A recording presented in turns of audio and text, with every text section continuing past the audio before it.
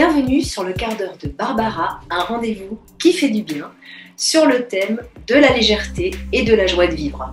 Alors justement, un peu de légèreté dans cette atmosphère oppressante et morose qu'on a connue ces derniers temps, c'est ce à quoi nous invite le mois de juin.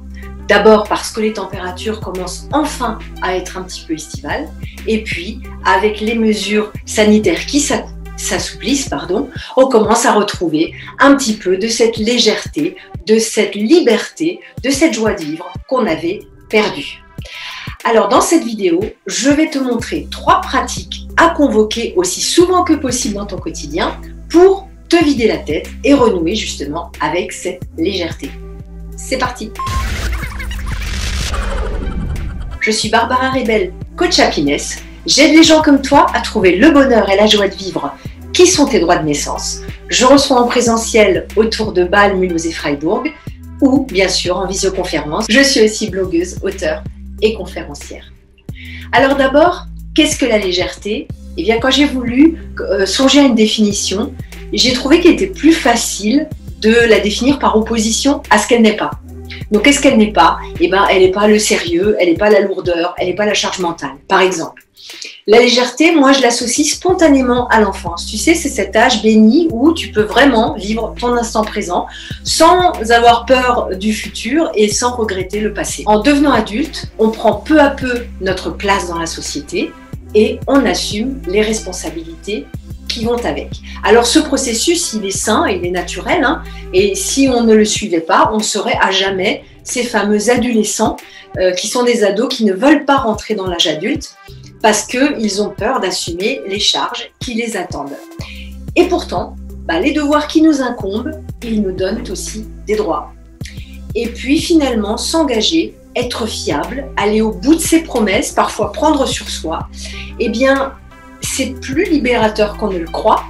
Et puis, je trouve personnellement qu'une fois qu'on a accompli ces charges d'adulte, eh bien, on gagne des droits qui ont la saveur du mérite et qui amènent beaucoup de contentement. Alors, par contre, quand nos responsabilités finissent par nous peser au point d'occuper en permanence notre esprit, quand on est toujours en train de réfléchir à ce qu'on doit faire, pire, parfois on se sent même coupable de ne rien faire d'utile ou de productif, alors là, on va perdre un peu de notre légèreté, un peu de notre joie de vivre, et ça nous coupe les ailes. Alors comment ne pas se prendre la tête? Comment naviguer entre toutes nos tâches, toutes nos casquettes, mais en gardant quand même cette légèreté, cette capacité à s'amuser d'un petit rien, à sourire de ce qui nous arrive, à prendre de la hauteur face aux événements de notre quotidien, à laisser jouer notre enfant intérieur. En gros, pour moi, le défi à relever, c'est d'être une personne sérieuse qui ne se prend pas au sérieux. Alors d'abord, souviens-toi que tu es responsable de ton climat intérieur. Tu es responsable des émotions qui te traversent et tu as la possibilité d'agir dessus. Le sachant, tu peux ne pas te laisser perturber par des émotions parasites, ne pas t'accrocher à des paroles qui t'ont peut-être blessé par exemple, ou à des événements qui ne se sont pas déroulés comme tu le voulais ou plutôt comme ton mental le souhaitait. Pour cela, je le disais en début de vidéo, il existe différentes pratiques à convoquer le plus souvent possible dans ton quotidien et aujourd'hui, je vais t'en donner 3 techniques pour te vider l'esprit et renouer avec la légèreté. Alors la première, c'est le sourire. Ben oui, le sourire, il n'est pas toujours automatique, surtout quand tu es contrarié. Et pourtant, plaquer un sourire sur ton visage, même quand tu n'en as pas envie, c'est intéressant pour plusieurs raisons. Une étude réalisée par des chercheurs en psychologie positive à l'université de Kansas sur 170 étudiants a conclu que ceux qui avaient été forcés à sourire étaient moins angoissés et que leur rythme cardiaque était de 7% plus lent que celui des autres participants.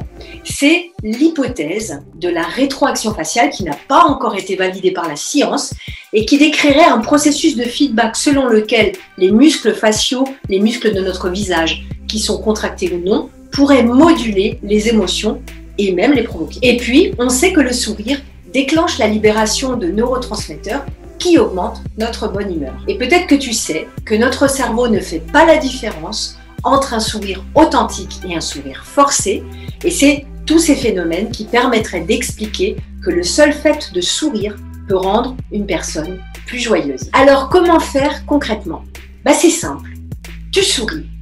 Tu souris pendant, allez, on va dire 30 secondes. Tu peux le faire devant ton miroir ou pas, ça c'est vraiment comme tu veux. Tu peux convoquer des images plaisantes comme une crêpe au Nutella ou un petit câlin avec ton chéri, peu importe. Tu souris, voilà, comme ça. Tu te forces à sourire. Et si tu sens que ton sourire se fige, eh bien tu le relâches et tu reprends l'exercice. Tu peux aussi avant respirer profondément pour te centrer. Je suis sûre que tu te sens déjà beaucoup mieux. Deuxième exercice à pratiquer le plus souvent possible, la gratitude. La reconnaissance, c'est un sentiment puissant qui fait du bien au moral et nous permet de prendre de la distance par rapport aux pensées négatives qui peuvent nous envahir parce qu'on est des êtres humains. La reconnaissance, ça augmente la sécrétion de dopamine, c'est cette hormone qui fait partie de notre système de récompense. Des recherches en psychologie ont montré que la gratitude améliorait le bien-être émotionnel. Les participants à l'étude qui devaient exprimer leur gratitude se sont sentis mieux immédiatement après l'exercice, en particulier lorsque la gratitude était dirigée envers une autre personne. Alors exprimer ta gratitude, ta reconnaissance par rapport à ce que tu vis, à ce que tu as ou tout simplement à qui tu es, c'est aussi un excellent moyen de faire le vide dans ta tête. Pour te focaliser sur ce que tu vis de positif et exprimer ta gratitude, tu peux tout simplement adresser une prière, muette ou à voix haute comme tu veux, à la vie, à l'univers, à Dieu, à ta mère, selon tes croyances. Alors, petite précision qui a son importance, tu n'as absolument pas besoin de vivre des événements extraordinaires pour montrer ta reconnaissance. Les petites choses de la vie font tout à fait l'affaire pour dire merci. Par exemple, ça peut être, je sais pas, boire une infusion de plantes fraîches, ne pas faire la queue pour une fois au supermarché, s'acheter un nouvel habit, ça peut être recevoir le coup de fil d'un ami, ça peut être contempler la pleine lune depuis sa fenêtre, rire d'une blague, manger un plat préparé avec amour, etc., etc. Tu vois, toutes ces petites choses, elles suffisent amplement pour provoquer cette cascade de positivité en toi. Alors moi, ce que j'aime bien faire aussi par rapport à l'exercice de la gratitude, c'est de fixer ma reconnaissance sur papier pour en garder une trace. Et ce que je trouve intéressant, c'est quand j'écris les bonnes choses qui me sont arrivées dans la journée, lorsque j'ai un petit peu des coups de mou, lorsque je vais moins bien, je peux les relire et ça me remet dans une énergie plus positive. Comment faire? Moi, je te conseille de te munir d'un petit carnet et puis d'un stylo que tu vas garder à portée de la main et dans lequel tu vas noter tout simplement les plaisirs minuscules que tu éprouves chaque jour. Tu peux soit les noter au fur et à mesure, ou alors tu peux les récapituler en fin de journée. Par exemple, avant d'aller te coucher, c'est ce que propose Florence Servan-Schreiber dans son livre 3 kiffs par jour, que j'ai résumé sur mon autre blog en un mot et que je t'invite à lire et je te mettrai d'ailleurs le lien à la fin de cette vidéo. Troisième exercice, la reconnexion. Pour éviter ce phénomène d'hyper-digitalisation et bien sûr la sédentarité qui va avec, il faut absolument se repenser comme un corps vivant et pas seulement comme un mental opérant. C'est absolument indispensable. Notre société a entamé une marche forcée quasiment vers la digitalisation, vers l'utilisation non seulement d'Internet, mais aussi des réseaux sociaux. Et puis bien sûr, avec le confinement, les couvre-feux et toutes les mesures de distanciation sociale, la digitalisation a été et reste encore le meilleur moyen de garder le contact et de rester connecté. C'est pour ça que loin de moi, l'idée de critiquer Internet ou les réseaux sociaux, mais je t'invite à en adapter ton usage. Alors pourquoi? Parce qu'il y a des parallèles qui sont faits entre les drogues et la dépendance aux réseaux sociaux. On sait maintenant que tous les échanges instantanés, les likes, les partages, les commentaires, ça active notre système de récompense dont je te parlais tout à l'heure, la dopamine. Et à terme, cette dépendance, elle peut être aussi forte que vis-à-vis d'une drogue. Certaines recherches vont jusqu'à dire que la dépendance aux réseaux sociaux peut modifier l'anatomie cérébrale et avoir un impact important sur le système neuronal. Alors le meilleur moyen, d'après moi, de retrouver un juste équilibre entre ton utilisation des réseaux sociaux et d'Internet et ta santé, aussi bien physique que mentale d'ailleurs, c'est de se déconnecter de manière journalière en pratiquant une activité physique. Autrement dit, tu te déconnectes d'Internet et des réseaux pour te reconnecter à ton corps. Alors comment faire? Tu choisis une activité sportive qui te convient, qui est adaptée à ta forme physique, à tes possibilités, et tu t'y tiens 2 à 3 fois par semaine. Et alors surtout, ne me sors pas d'excuses du genre moi j'ai pas le temps, je sors trop tard du travail, j'ai des enfants en bas âge que je peux pas laisser seuls, parce qu'honnêtement, avec on peut même dire grâce au confinement, il existe maintenant une foule d'exercices de fitness, de yoga, de musculation, de pilates qui sont disponibles absolument gratuitement sur YouTube ou même sur certaines applis, des exercices de qualité. Et tout le monde, y compris toi, peut y trouver son compte, peut avoir des occasions, peut trouver en tout cas des occasions de bouger. Et puis, si rien de tout ça ne te dit, eh bien rien ne t'empêche d'aller marcher. C'est le meilleur anxiolytique qui soit. Le sport, l'activité physique, le fait de bouger, ça met à distance nos pensées ruminantes et ça nous reconnecte à notre corps. Alors tu peux aussi bien sûr marcher plus longuement le week-end, c'est ce que je fais, si possible dans la nature.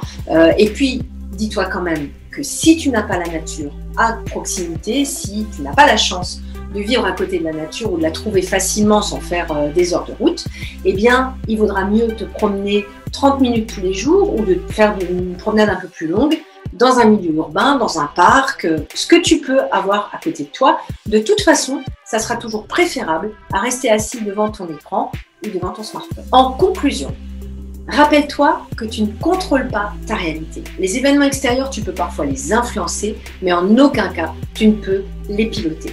Tu peux donc choisir d'entrer en résistance avec ta réalité ou de l'accueillir et de cohabiter pacifiquement avec elle. En travaillant sur ta météo intérieure, tu peux lâcher prise sur ta volonté de tout contrôler, tu peux trouver davantage de détente et de sérénité au quotidien. Et c'est justement ce que te proposent ces 3 exercices que je viens de te présenter. Les pratiquer régulièrement, si possible tous les jours, ça va te permettre de renouer avec une certaine légèreté. Et donc, le bonus, c'est d'améliorer ta réceptivité au neuf, à l'inconnu et à t'ouvrir à toutes leurs promesses.